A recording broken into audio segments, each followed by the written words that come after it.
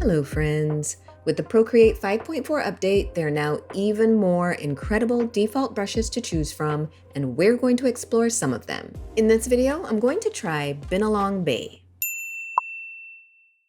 To find this brush, open up the brush library, make sure you're in the Procreate library, go to the Watercolor set, and Binalong Bay is the last on the list. I haven't made any changes in the brush studio, and I'll be using the brush exactly as it was installed. I also have my canvas set to 4000 by 3000 pixels at 300 dpi. Before we dive in, I'd love if you'd like, comment, subscribe, and watch till the very end because it really helps the channel. First, I'm going to take a look at the brush behaviors, and let's see what the stroke looks like at different sizes. And the stroke can get quite small, and it's pretty clean and smooth at this size. At a medium size, you start to see some value shifting, and in some areas, the edges are fairly clean, while in other places, you start to see some feathering, and the edges soften and even disappear in some spots. At the largest size, you can see much more of that soft watercolor texture, and the edge of the stroke is pretty feathered out on the right side, but on the left side, it looks more like a textured stain. By the way, I'm using a textured paper background, which does help it to look a little more realistic, but even without it, this brush still has a really beautiful watercolor effect. Okay, now let's take a look at the pressure sensitivity. It is definitely pressure sensitive. The stroke size increases as you add more pressure, and the color gets slightly darker as well. With light pressure, the stroke looks smoother with cleaner edges, while here there's a lot more texture along the edges. Now I'm not sure if that's from the additional pressure or if it's just because of the larger stroke size. Let's see. Okay, so when I press down in a circular motion with very light pressure, it creates kind of like a water stain and it's really smooth. But when I press down and add more pressure, there's definitely more texture overall and the edges aren't as defined. If I switch my grip and use the side of the pencil tip, the color gets even lighter and more transparent. It's an extremely watered down wash when you use it this way. I think it's already pretty clear that this brush is very transparent, but I'm still going to put a few color swatches down to test the opacity. And yes, of course, you can see right through these swatches as expected. Now let's switch to the smudge tool in the same brush to see how it blends. You can get a pretty decent watery blend, especially with the smudge tool set to a large size. You can blend across colors or use more of a circular motion to work one color into the next. You can also use the smudge tool to blend away the edges if you want to create a more watered down look. If you'd like to use this same process for testing your brushes, I made a brush testing worksheet for you. There's a link in the description for the free download. All right, let's test this brush with a painting. I was inspired to draw figs because the other day our new neighbors brought us a bag of figs from their tree, which was sweet. So I first drew a quick pencil sketch. And if you're curious, I used the Watercolor pencil for this sketch. It's really grown on me and I like it a lot more now than when I first tried it. I don't usually include outlines in my artwork, but since this brush has such a clean, smooth stroke at a really small size, I decided to test it to see how it would perform if I used it for line work. I think it did a pretty good job.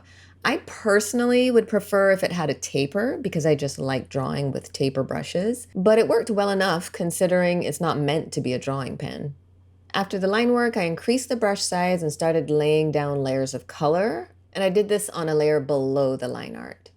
The more I experiment with digital watercolor, the more I'm realizing that you have to be really intentional and even restrained with your mark making. It's just really easy to overwork it, and the colors can quickly start to look muddy.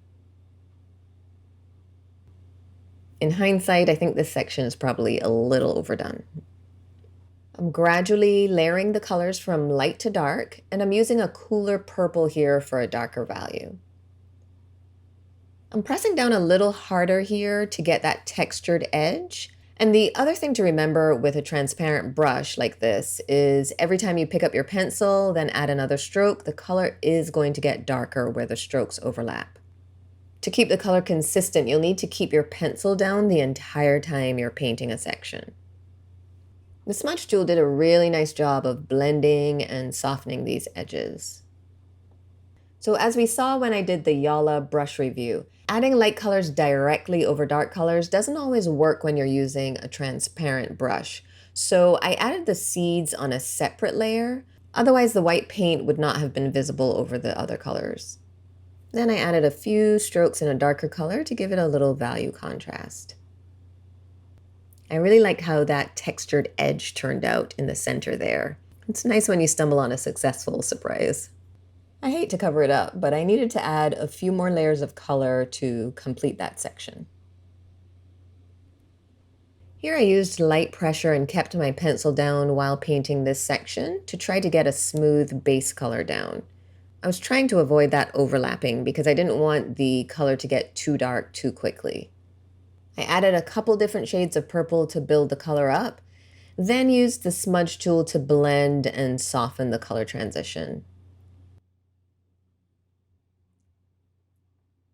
At the risk of overworking it, I added even more layers of color, but I tried to be much more intentional and restrained about my mark making so the colors wouldn't get too muddy.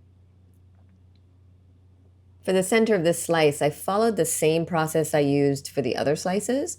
I just built up layers of color and tried to keep some texture in the strokes, so I was pressing down a little firmly. But I forgot to leave a section of white for the highlight, so I just used the eraser tool to remove some of the color along this edge. The eraser is also pretty transparent in this brush, so the erased marks are pretty soft and subtle. But even so, I still went back in with a really light color to soften the edges a bit more. I'm just doing a bit more color layering here, and surprisingly, the yellow actually showed up fairly well against those darker colors. Once again, I used the smudge tool to blend away the color along these edges. And the last thing I did was to add a color wash to the background. It's really nice that the brush size can get large enough to easily fill large areas with color. Then I used a darker color to add a few shadows under the fruit, and the trick was to get the shadow shapes to look as organic as possible. Of course, that's a downside of not working with actual water. You have to fake that organic movement of the paint. So my final thoughts on this brush. Overall, I really enjoyed working with it. It was flexible enough that I could use it for the entire painting, from the fine line art details to painting the large washes of color. It worked well for blending and erasing, and the colors layered really nicely. I think it's a great all-around brush for digital watercolor. Definitely worth a try. If you'd like to see more from this brush review series, there's a link to the playlist in the description. And if you enjoyed this video, remember to give it a thumbs up and subscribe to my channel. Thanks for watching.